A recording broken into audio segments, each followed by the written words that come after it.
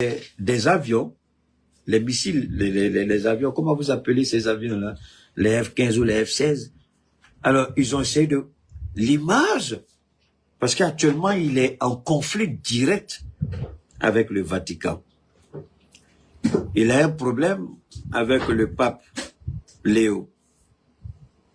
Tous les jours, quand il se réveille, il insulte. Mais moi, j'ai compris que ces attaques contre le pape, c'est fait de façon volontaire pour détourner l'attention des gens sur les vrais sujets dont les Américains ont besoin.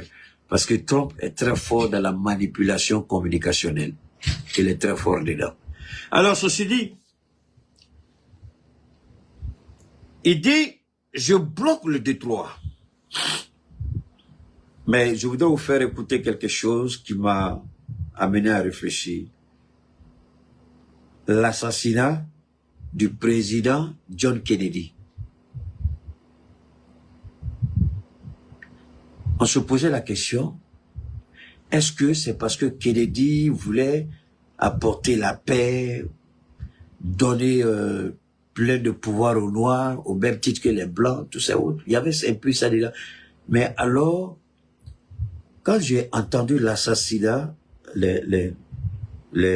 si vous voulez, ce qui a été dit sur le petit Eric Kirk, qui était un conseiller de Trump, très dynamique dans les campus, très activiste, très écouté, et il mobilisait des millions. Et c'est lui qui a porté toute cette jeunesse-là à la victoire de Trump, Eric Kirk.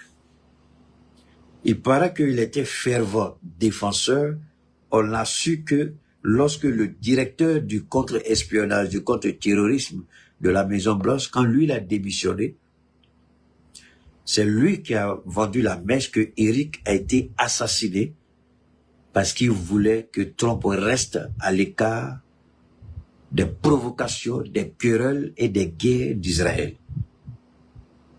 Et chaque fois qu'il rencontrait le président et que le sujet était évoqué, il disait toujours, président, non, concentre-toi sur le mandat que les Américains t'ont donné.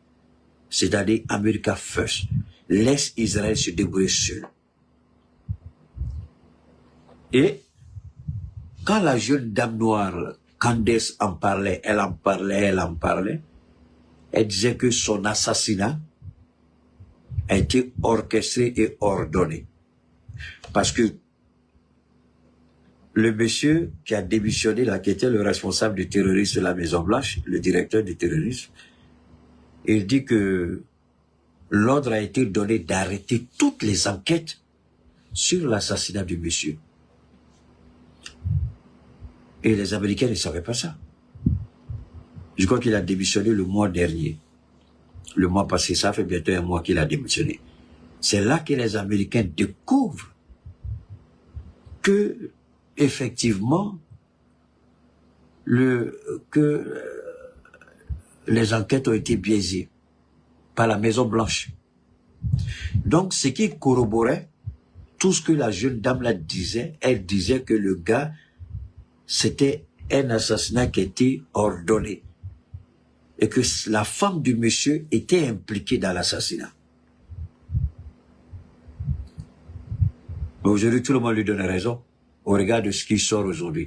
Et quand j'ai écouté ceci de John Kennedy, il a dit, laissons Israël se battre seul, une guerre interminable, luttons pour qu'il y ait deux États voisins, un État palestinien avec les pleins droits et un État israélien avec les pleins droits. Il a dit ça juste avant d'être assassiné. Donc, en réalité, quand vous regardez les différentes assassinations, c'est ça, non? Assassinat, ou bien, comment on dit? Les petits vont sortir quand il a dit mauvais français. Bon. Assassinat, c'est ça? Assassination, ça c'est Keita. Assassinat, ça c'est le Robert, dictionnaire, c'est pas ça? Bon, je m'en fous du Robert. Assassination, Pierre, tu n'es pas d'accord, tu sors de quoi dire, je m'en fous. Donc, les différents assassinats qui ont eu lieu au niveau de la politique américaine, du président jusqu'à un certain niveau, on s'est rendu compte que c'est chaque fois que les gens s'opposent à Israël, les gens s'opposent